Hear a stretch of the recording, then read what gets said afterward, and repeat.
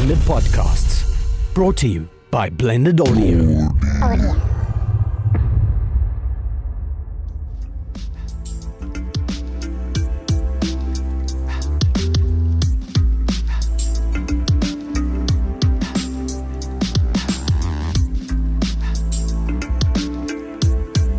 Hello and welcome to Centre Stage, the South African Film and Theatre podcast. I'm your host, Alistair King and Daniels, and with me as always is Peter Bates. And today, Alistair, we are tackling the topic of theatre and film festivals in Cape Town and the surrounding area. So, Alistair, film festivals, what's the role? Why do we have them? What's going on? Well, I think we have film festivals really to, obviously, because when you have a theatre project, you can find a theatre, you can put it on, and you can get people to come to. Or, it's not as easy as that, but you can advertise, and it's an event that people come to. Can I summarize it for you? Right? Yes, I've got this amazing quote. Oh, theatre festivals function as a lighthouse. A lighthouse, yeah. So. Yeah, it's like a spotlight. It puts, but we're thinking of you to ask me about film, so I'm focusing on film. Okay, sorry. For this little part, yeah. Okay, so like I was saying, with a theatre, with a theatre production, you can take it to a theatre. It's an event people come to, but when you have a film, it's much more difficult because you make it and everything's done, and then you have this file, the finished product, and then where you distribute it. Yeah, right. Yeah, where do you put it? So a festival is a nice way to, like that thing says, is a spotlight. Okay, so the role is different. So we're talking spotlight, we're talking lighthouse, two kind of different ideas. So. It's a very important tool, and we're going to speak to one of our people in the next episode. It's a very important tool to get your work out there as a filmmaker. Yeah, and for people to see what is out there. As well. Okay. Yeah, fantastic. Yeah.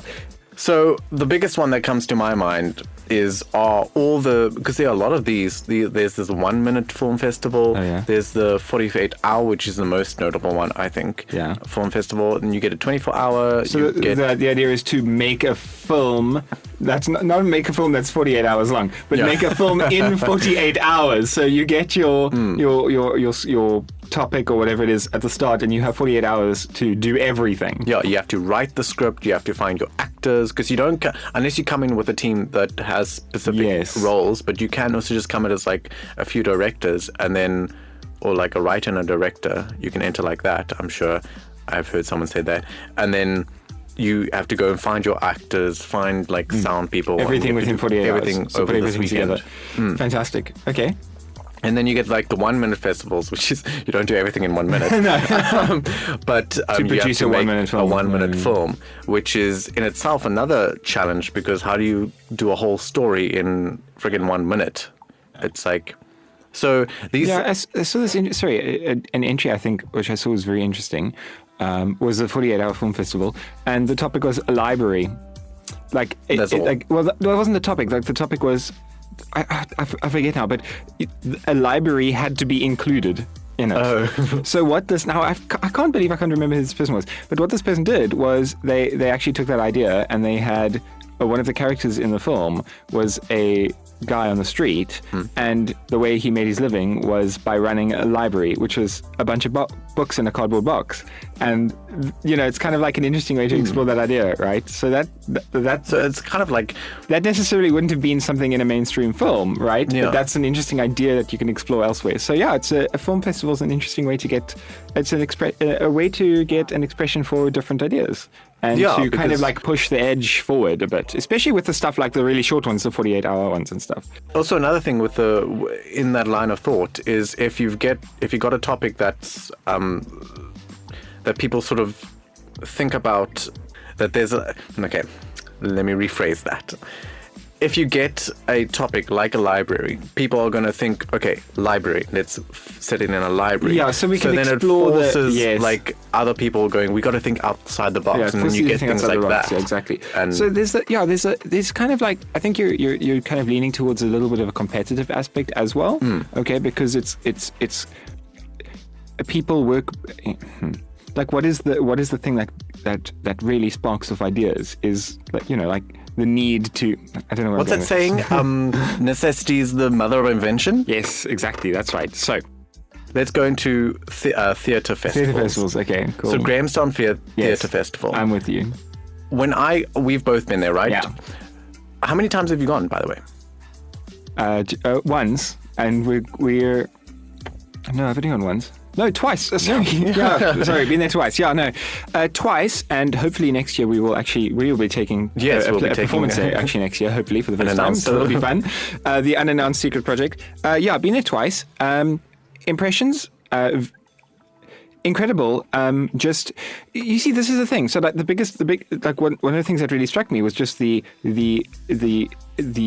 role that the theatre had in showcasing the amount of talent, the role it had in enabling other creatives to get to know each other, for people to,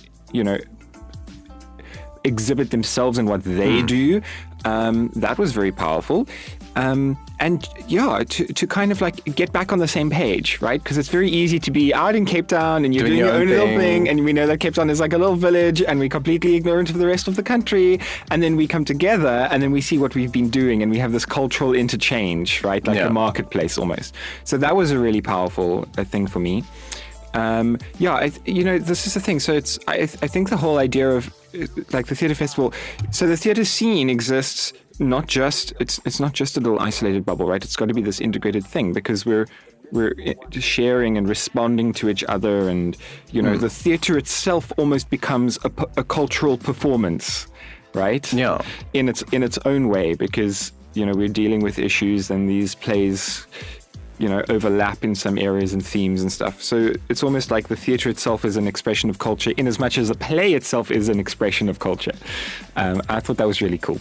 It's also nice, theatre festivals, in my view, is especially Grahamstown, because it's all tucked in through this little town, or the National Arts Festival, we should say, is all tucked into this little town, so where everyone is. Whereas like Cape Town Fringe, it's now been broadened up to anywhere in like Cape Town, like, and surrounds. Yeah. So with the National Arts Festival, it's the National Arts Festival. You've got people there from all over, right? But that's what I'm saying. We're all from all over in this little town, so we have to mingle, and we make connections. I see what you're saying. It's a much smaller kind of. Kind of like in much closer proximity to each other. Yes, of course. There's this restaurant that only opens during the festival. During the festival, yeah, exactly. It's called the Long Table, and it's like literally just long tables of people, of all the actors and the directors, and they all come together and they all just chat and have a good time, and that's where you make connections for projects outside of the festival. Yeah, of course. Well, I mean. Yeah, but I mean that's the beauty of it, right? That's the whole role behind it, is to bring these people together. It's one of the values of having a festival. It's one of the reasons we have festival as a lighthouse, right? As a place around which to, like a guiding light, a beacon. Like, I can go there, and then yeah. Okay, so the role of the festival audience. Now, I found. It's actually interesting. The role of the kind of people that attend a festival, a theatre festival or a film festival, are not necessarily the same kind of people who attend theatre and film show screenings. And I think there's actually an interesting gap, a difference in the audiences. Have you noticed that? Yeah. If we're going back to National Arts Festival, definitely, because most of the people there are actors and writers and producers. Exactly. With their own show, and then they go and support others, like amazing people will do. But then when you're just putting on a show, like in Cape Town just by yourself, the audience will be like friends and family, and like just people who don't normally go to these things, or maybe haven't seen theatre in a while, or so the audience is very. It's very different because in festivals you're playing to people who perhaps think the same way as you, or I thought it was interesting. Like, I'm thinking to Cape Town Fringe last year, and a lot of the people that were in the audience there, I think kind of like to me, theatre is it's kind of like, I don't want to say an everyday thing, but it's like quite normal, okay? Yeah. But I think these people don't think like, oh, we're going to go see this play. They say, oh, we're going to see this play at Fringe, because, and they're not necessarily the same people who go, regularly to see theatre. Do you see what I'm saying? So yeah, I don't know. It's more like an event. Yeah, I see there's almost like a weird prestige about like, oh, this is a fringe Yes, play. there's that. It's not there's just that like a normal play. There is that element of the prestige when as well. in Yes. reality, a fringe play is just a normal play that's in this festival Yes. thing, ideally. So, as a theatre practitioner, you don't only have to rely on doing it all yourself. Mm-hmm. There's these outlets like the National Arts Festival, the Freyfius, I think Estelle went to. We spoke to that's her last happening week, yeah. There's Inibos, which is more Yes. music, but there is some as well, yeah. there is some theatre happening. So there's all around the country. There's these outlets for people to go to put on their work and to make these connections with these people, and that's how they get recognized not only by other filmmakers but by like publications. And no, it's good for publicity as well. Yeah, you're selling yourself, your brand, all that kind of thing. Yeah, it's good for that too. I wanted to, can we go back to audience just for a second? Yeah. I got an interesting little point here. An audience that doesn't approach theatre as a consumer, but as a participant, can gain a lot from a theatre festival. Oh yeah, no, definitely. That's the difference I was talking about. Yes. Okay. So a lot of if it's not in a festival, a lot of your audience members come like they're going to the movies. They buy a ticket. Exactly, that's and my they come point, and right? They watch and yay, Yes. And it's entertain like me. actually and those I'm going people on the home. screen. Yeah. So one of the elements of drama is audience. It's like integral to the performance like environment, right? Like that's a big part of it. So the idea of I'm going to sit passively and be entertained, versus like I'm going to the theater and I'm going to become part of this like work that is being put on stage. Even if you don't actively do anything, it's just the idea of you as an audience member, an active just like participant rather than a passive receiver. like you're not just watching, you're watching and you're thinking. Yeah. Yeah, that's an interesting idea. Watching and thinking, not necessarily just to be entertained, not necessarily just like being emoted to, or maybe that's not the best way to put it, but you know what I mean. Yeah. So I think that's very useful for festivals as well, and I think that's a big difference between the audiences of festivals and classical theatre. Okay, I think Classical theatre, everyday theatre, I would say. Not everyday. Yes. No, okay. There's no word for it. classical, Non-festival like the classical theatre. idea of theatre. Which is interesting because a lot of the things that go into a lot of the plays that go to festivals have been put on in what we were just saying is the classical, the everyday sense. Yes. They like we were just talking to Estelle and her actor's life. Yes. I mean, she's just been putting that on in Alexander Bar, the Drama Factory and everything like other people would put on plays. Yes. And now she's taking it to a festival where she's going to get this other sort of audience. Yeah, different audience, different So it's not like the environment, plays are different. It's just the audience is different, and it's like you said, the patronage, the people who are watching it are different people, right? I mean, you talked about the Grahamstown Festival and the people watching it there, and so do you make a play for a festival or for the general public? a place to be performed, right? So if you have people in the audience, I think, who are enjoying it and engaged, and whether they're just being entertained or whether they're actually challenged in thinking or whatever the case is, I think if you're performing it and people are enjoying it, then it is a successful play, right? I wasn't saying success though. Okay, I was saying know, if you're gonna write, I'm gonna write down a play now. Are you gonna write it with the idea of bringing it to a festival, or are you gonna write it with the idea of putting your views? So we're talking about broad. broader now. We're talking about the life cycle of a play, right? Well, I so mean, now we're kind of really, but it's good. We're really stretching it. Okay, you write a play with the idea that you have a story to tell, you have something to share, you have something you need to express, and the way to do that is via theatre, is on stage, and you want to get it out there and you want people to see it. And I think theatre festivals are a very important tool and maybe an early stage in that process. Okay. And especially to get other people, other creators, other actors, other writers to see it, and to network with them. A theatre festival is a really good environment for that, and But then- kind of like an incubator almost. But then again, not all plays are perfect for the festival environment, though. How? Which in is what- interesting. Okay, that is interesting. Explain to me. So not every play that you write will get, because the audience is so different. Yeah. Not every play you write will get the desired audience from a festival, because Yeah. people generally go to, like, audience members go to a festival to experience new theatre, but also to experience theatre that does challenge them. Okay, so you're saying that their expectations are also different. Yeah. Yeah, okay, I see what you're saying. Yeah, you see, I think we're also talking at a different scale here, because the scale of performance is, I would say, necessarily smaller, although having seen some things at the National Arts Festival, I don't know about that.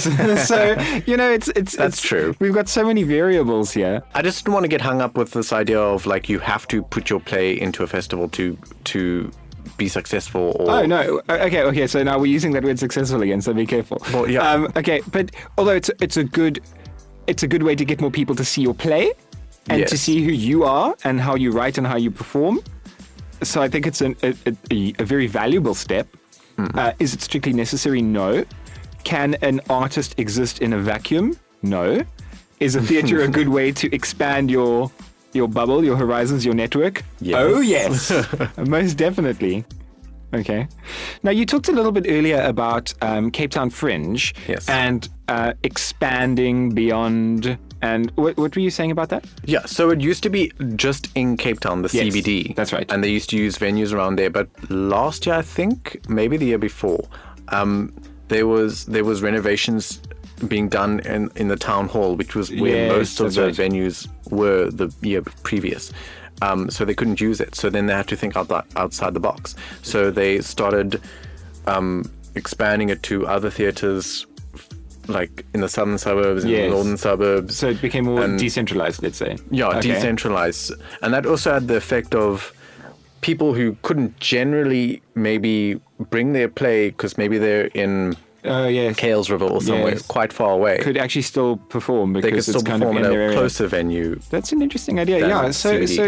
it's kind of in a way it's more accessible because there will be something near you Yeah. as wherever you're The staying. issue right? I would have had, because it's great Yeah. and I see the appeal, but then as an audience member, Yeah.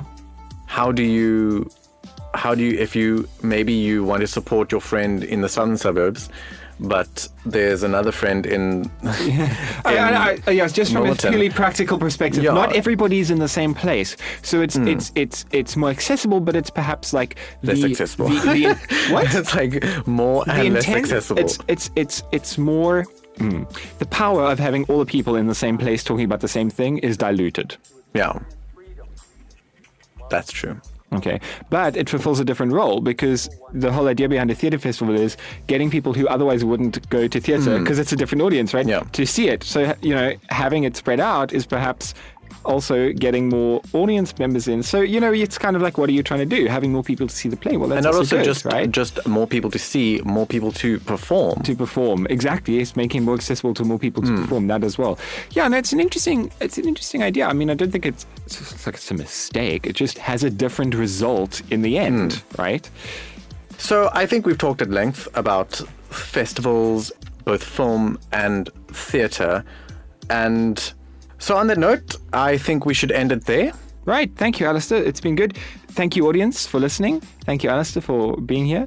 And we will see you guys next time on Centre Stage. Centre Stage. Goodbye. King Media Productions Centre Stage is a South African film and theatre podcast hosted by Alistair King and Daniels and Peter Bates and produced with the generous assistance of Blended Podcasts brought to you by Blended Audio.